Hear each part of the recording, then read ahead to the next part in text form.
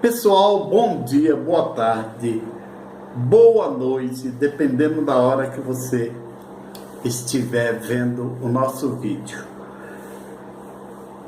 Eu gostaria de pedir para vocês, reiterar para vocês, se inscrevam no canal, tá ok? Isso é muito importante porque nós precisamos de alguns benefícios aqui que o YouTube acrescenta à medida que a gente passa aí de uns 2.000 inscritos. E nós estamos aí com um pouco mais de 1.000. Então se inscreva no canal, peça para outras pessoas se inscreverem. Se você gostou do que nós falamos, não deixe de dar o seu like positivo. Não gostou, dá o negativo. Mas não fique sem dar like, tá ok? Eu quero reiterar também para que vocês vejam o vídeo de número 43, que foi o anterior a este, e que vocês vejam também o vídeo de número 33. E sempre nos vídeos, vocês leiam a descrição logo embaixo do vídeo, leiam ela com calma, com atenção, para que você fique conhecedor dos nossos objetivos e o que estamos fazendo. Hoje nós vamos estar falando aqui a respeito dos acontecimentos dos últimos dias que vocês viram na cidade de Suzano, aqui no estado de São Paulo, e que está próxima de onde eu estou, tá ok? Nós vamos estar comentando e estabelecendo um paralelo, tá ok? A respeito disso. E o que é que nós queremos falar? O que tem isso a ver com Sociedade Torre de Vigia de Bíblias e Tratados, que vocês sabem é uma gráfica americana. Vocês já percebem logo no nome, Sociedade Torre de Vigia de Bíblias e Tratados, tá? É uma gráfica americana que usa o nome fantasia para os locais onde eles estabelecem as suas doutrinas de Testemunhas de Jeová. Isso é um nome fantasia, porque o nome da sociedade é esse, e eles já criaram aí pelo mundo com umas ideias que eu já falei em alguns vídeos e vou falar em outros, algumas 8 ou 9 filhotes da Torre de Vigia que eles sabem que com o tempo vai desaparecer. Então a ideia deles é delapidar, é pegar o patrimônio e dividir entre essas 8 ou 10 congêneres que há pelo mundo, e sabe-se lá se não dividir entre os 8 governantes que estão lá, né? Sabe lá se a ideia não é essa, isso não se sabe, mas se supõe. A Assembleia de Deus começou assim, e hoje é dividida em mais de 1.000 ministérios, com o mesmo nome, com a mesma doutrina, diferenciando um pouco um local do outro, tá ok? Então, qual é o paralelo que nós queremos estabelecer? Hoje eu quero levar vocês a raciocinar. Então vocês veem os jornais da Rede Globo, da Record, da Band e de outras emissoras aí por todo o Brasil. Vocês veem muito a expressão assassinos, os assassinos de Suzano, assassinos, assassinos. Isso é uma expressão pesada, que normalmente eu que venho da vida policial é caracterizado assim, aqueles que cometem crimes brutais, se usa essa expressão. Se não, usa-se outras expressões mais leves, tá ok? Mas em síntese, para nós que viemos de uma cultura policial, 25 anos na polícia, outros 25, mais de 25, 27, 30 na advocacia criminal. E nós, esse termo, no nosso entender, na nossa forma de ver, são todos que cometem crime no sentido de matar pessoas, de atingir pessoas. Tá ok? Então essa expressão assassino seria característica do matador de pessoas, de seres humanos. Mas eu digo para vocês, eu pergunto para vocês, numa análise mais aprofundada do termo, eu quero levar você a uma reflexão. Por exemplo, peguemos o exemplo de Suzano. Os indivíduos entraram e atiraram na cabeça das pessoas, e algumas que eles não conseguiram acertar na cabeça tiveram ferimentos leves, talvez uma só teve um ferimento um pouco mais grave, precisou de uma cirurgia no ombro, e um outro menino no tornozelo, porque eles não conseguiram acertar onde pretendiam. Mas aqueles que eles acertaram onde pretendiam, ou seja, na região da cabeça, o que aconteceu? Uma morte súbita. Essas pessoas não sentiram absolutamente nada. Elas viram, tiveram aquele momento de pânico, e a partir do tiro na cabeça, morte súbita. Não houve dor, não houve nada. A dor é de quem? É dos que ficaram, é dos pais, é das mães, dos avós, dos irmãos. Estes é que ficaram com a dor de uma coisa acontecida repentinamente, brutal. Mas eu lhes pergunto, e é essa reflexão que eu quero levar a vocês. Existe N maneiras de se matar uma pessoa. Você sabe que com um simples alfinete, esses alfinetinhos de se prender, de se marcar roupa, com um simples alfinetinho desse, basta metade do tamanho dele, colocado como se fosse uma injeção, rapidamente, num determinado local do corpo, que eu não vou dizer qual é, para não ensinar, você pode fazer com que uma pessoa tenha uma morte quase que súbita. Ela sobrevive talvez 20 segundos. Mas aqueles 20 segundos não é o suficiente para ela entender o que aconteceu. Porque nem dor ela sente. Tá ok? É um assassinato? É. O que diferencia desta ocorrência de Suzano e de tantas outras que vocês veem aí no dia a dia? O que diferencia? O modo de execução. Um é brutal, um chama atenção, o outro não. Mas é um assassinato? Sim. Sabidamente, o meio de transporte mais seguro que há são as aeronaves.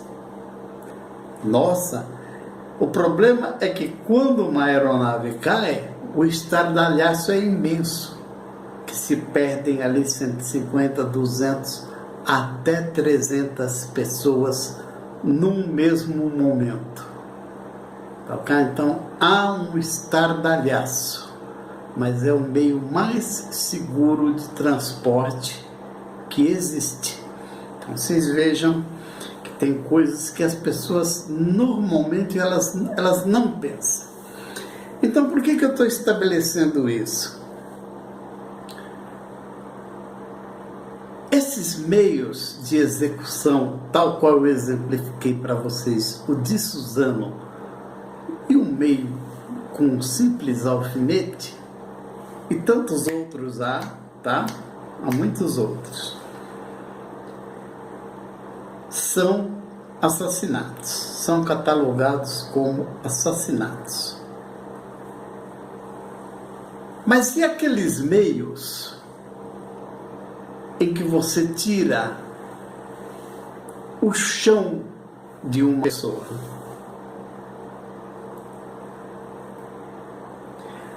Aqueles meios causados por seitas religiosas.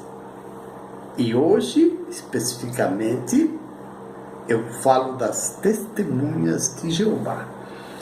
Antes que algum desavisado venha aí, eu conheço ela há 68 anos. Eu nasci nessa seita. 68 anos. Aqui em casa tem uma ungida de 97 anos, ungida nos padrões bastante controversos da torre, e que depois dos 75 anos, quando eles acharam velha, estava já há 35 anos perambulando aí por todo o Brasil como pioneira, aí eles mandaram para mim cuidar, tá? Com muita honra, porque é minha mãe, eu o faço. Porém, eu não posso deixar de mencionar isso. Para essas coisas serve, tá? Para cuidar, para dar assistência, para financiar qualquer coisa serve, tá? Fora disso, dissociado, desassociado, é para isolar. Quantas pessoas aí não estão passando situações com filhos? Há pessoas idosas aí que têm me procurado, com filhos que estão perambulando pelo mundo a serviço da torre como pioneiro, e os pais que decidiram não mais permanecer na seita Testemunhas de Jeová estão desprezados, abandonados por essa gente. Eu estou falando especificamente desses do laço familiar, que o laço familiar obriga, tá ok? Que os laços familiares são mais afetivos, enfim, você criou aquele filho, aquela filha, desde o berço, você alimentou, você deu educação, para depois esse indivíduo se enfiar numa seita e simplesmente porque você deixou a seita, ele ou ela te abandonar. Quantas mocinhas aí não se casaram com anciões e hoje os pais não têm direito de ver os netos? Por quê? Porque simplesmente saíram da seita. Tá ok? Então, eu estou citando esses casos, há casos aí que têm conversado comigo, até de pais adotivos. Eu entendo que aquele casal que adotou uma criança, que provavelmente sabe-se lá onde ia parar, certo? Na sua idade adulta, que adotou em tenridade e que educou como filho, adquiriu a empatia, adquiriu o amor, adquiriu a proximidade, e hoje este filho ou esta filha está de cabeça nessa seita, está aí pelo mundão trabalhando em regime praticamente escravo, e largaram os pais. Então, gente, a reflexão que eu quero levar é a seguinte: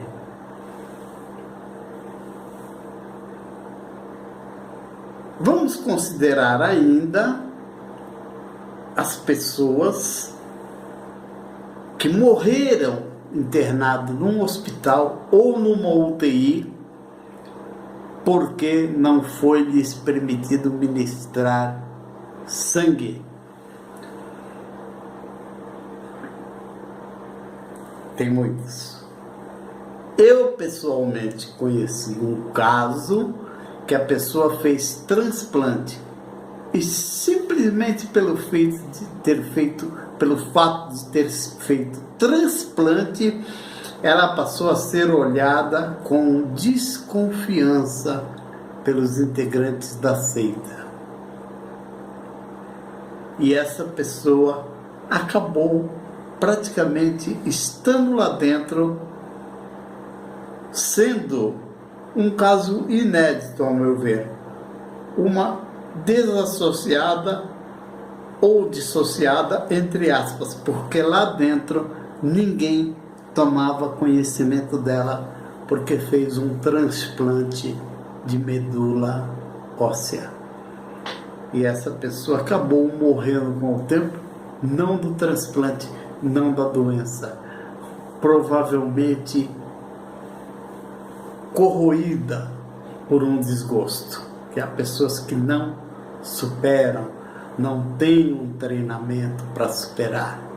Eu fui bombeiro na minha vida, eu estive nas principais ocorrências do bombeiro no estado de São Paulo, entre os quais o edifício Joelma, que qualquer dia eu conto aí para vocês qual foi a minha experiência de trabalhar num daqueles helicópteros praticamente o dia todo. Então, gente, vejam bem, isso não é um assassinato? Pessoas idosas, abandonadas,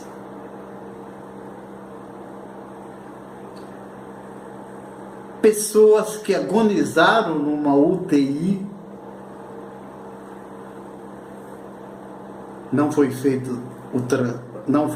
a transfusão de sangue, crianças que sequer impossibilitadas de exercer a sua vontade morreram em função da transfusão de sangue.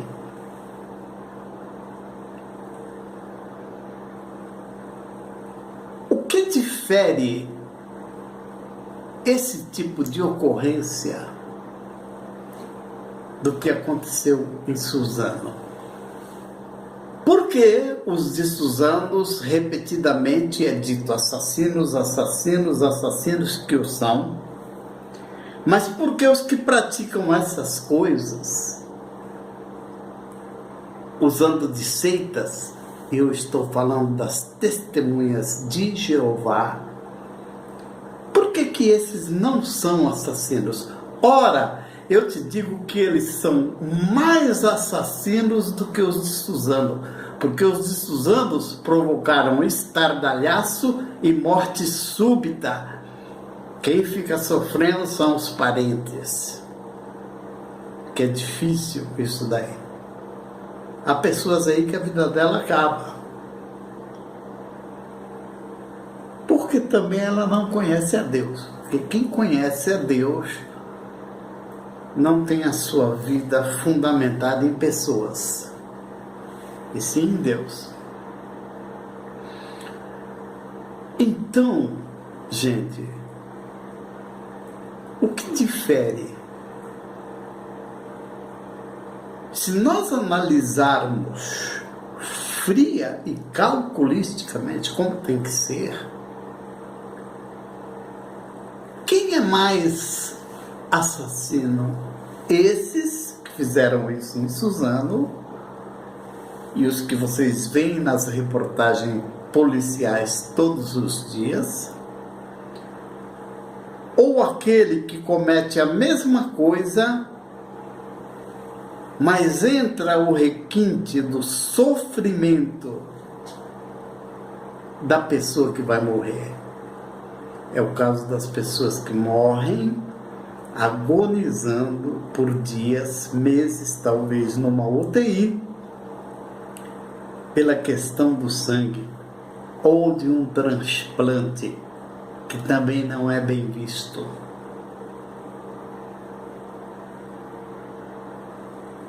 Quem é mais criminoso? Esses que causaram morte súbita lá em Suzano, sem sofrimento ao menos para as vítimas, ou as que causam sofrimento, como eu disse, de meses numa UTI, as que causam sofrimento pelo abandono de filhos, filhas, netos, netas. Eu não costumo dar muito valor a esse ostracismo, que os meus amigos não me olham mais na cara. Não porque eles não são seus amigos, é você que precisa acordar, tá? Você conseguir sair de lá, não olhar na sua cara, isso é livramento. Corrija a sua atitude mental. Mas quando se trata de filhos, filhas, adotados principalmente, certo? Que provavelmente iam ter no mundo uma outra destinação, e aquela família o livrou, e abandonam os pais. Vocês realmente, juntando com essa questão do sangue, e vocês que fazem isso aos seus pais, vocês são assassinos com requintes de perversidade. Os de Suzano são só assassinos. Assassinos aleatórios. Vocês não. Vocês visam vítima certa e determinada. Aquela pessoa. Então, gente, é para refletir. É para refletir. Eu, pessoalmente, posso falar disso com muita propriedade. Eu ainda estava na barriga da minha mãe quando o meu pai, que era um português, cozinheiro internacional, ele tinha um passaporte com mais de 150 países pelos navios, ele era um cozinheiro internacional.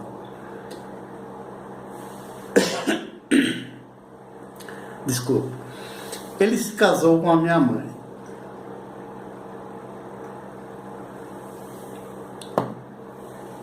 Aí ele teve a desventura de cair na ladainha desses dois que andam pelas ruas, e aceitou um estudo bíblico gratuito. E ele assinou a sua pena de desaparecimento, de morte social e desaparecimento quando ele aceitou isso. Só que ele, europeu, bem vivido, em Portugal, já tinha andado por toda a Europa, andou por diversos países, ele percebeu rapidamente. E o que ele fez? Dispensou o estudo e tirou essa gente de dentro da casa dela, da nossa casa. Aí, Satanás, o diabo, usando a nossa mãe, foi procurar os irmãos que ele falou, não quero mais estudo. E passou a ter estudo escondido com eles na casa deles. Escondido. E eles estimulam isso. Vocês sabem, testemunhas de Jeová, que vocês estimulam isso. Eu contei até o caso da minha irmã, que tinha uma uma empregada que olhava um filho dela e era testemunha de Jeová. E quando ela soube, ela estava dando estudo escondido para um menino de 9 a 10 anos, há mais de 6 meses. Calhou de um dia ela chegar em casa fora de hora e pegou lá a mulher dando estudo para ele. Ela tomou as atitudes dela. Bom, não é esse o caso agora. Mas o que fez a nossa mãe foi ter estudo, entrou e depois, obviamente, na surra, ela foi levando todos. Eu, a nossa irmã, eu tinha uma outra irmã, minha irmã mais velha, era cega. Não enxergava, nasceu assim, e era levemente débil mental também.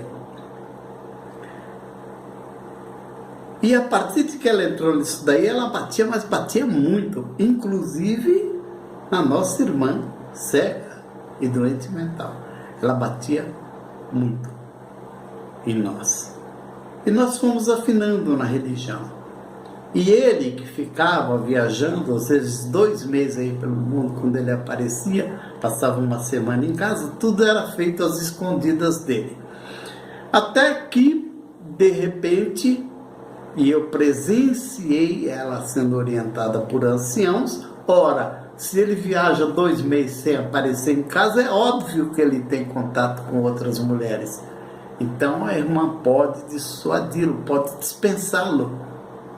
Eu ouvi esses conselhos. E,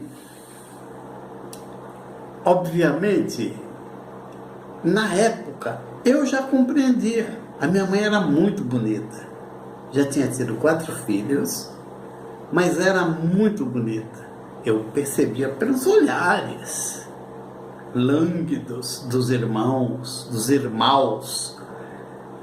e mesmo ela andando na rua, eu percebia. Então, o que ela fez? Ela começou a obra sublime por expulsar ele de casa. Um dia não deixou ele entrar, ele chegou de viagem e não pôde entrar. Ela disse que não o queria mais. Dias depois, eu resolvi segui-lo, depois de subir praticamente na marra para fazer um discurso, treinamento na tribuna, de 7 minutos, de ler uma passagem da Bíblia e fazer um pequeno comentário no fim, que tinha que ser o que o ancião queria. E esse pequeno comentário no fim que ele queria que eu fizesse após ler a passagem correspondente na Bíblia, era dizer que Jesus sim era o caminho, a verdade e a vida, mas que esse Jesus verdadeiro só era encontrado lá, nas testemunhas de Jeová. E isso eu não disse. Quando eu desci da tribuna, antes de terminar o discurso, eu já atravessei todo o salão do reino, saí na rua, peguei um ônibus e fui me juntar ao meu pai. Por que eu não fui para casa? Porque eu sabia que eu ia apanhar. Mais uma vez, das muitas que eu apanhei. Pouco depois, essa irmã mais velha morreu, em circunstâncias para mim que nunca foi muito esclarecida, enfim, ficou como sendo uma pessoa que foi no banheiro, caiu lá dentro e morreu. Posteriormente, isso tudo ela estando nas testemunhas de Jeová. Tinha mandado o marido expulsado de casa, eu peguei o bonde, fui junto, logo depois morreu uma irmã mais velha, em circunstâncias não muito claras. Na verdade, ela era um estorvo. Essa que é a realidade que eu estou querendo chegar. E essa outra irmã que está aí hoje com 73 anos, tentou o suicídio de tanta pressão e de tanta surra. Ela tentou o suicídio, tomou um monte de comprimidos e não morreu, sabe-se lá por quê, mas ficou uma pessoa praticamente com vida muito difícil, que pegou horror a um homem, a casamento, acabou tendo um filho aí com um namorado, mas ela não quis se casar e não quis ter homem, e praticamente só teve-se um filho. Enfim, uma vida destroçada pela seita Testemunhas de Jeová. E ela, então, ficou, como ela bem quis, livre para perambular o Brasil inteiro, sendo pioneira, e quando ficou com 78, por aí começou a dar problemas decorrentes da idade, eles mandaram para eu e a minha irmã cuidar. Maravilhosa. A minha irmã chegou a ser desassociada. Eu, não. Tanto que eu pesquisei recentemente em Betel. Para Betel eu nunca existi. Porque foi eu quem abandonei. Foi eu quem dei um pé na torre. Mas a nossa família desgringolou. Tem muita gente aí que teve a família desgringolada, arrasada. E então eu deixo para vocês a seguinte pergunta: quem é mais assassinos? Os de Suzano, num ato inconsequente, sem explicação, aleatório, próprio mesmo da direção de Satanás? Ou quem é mais perverso? O assassino que mata aos poucos.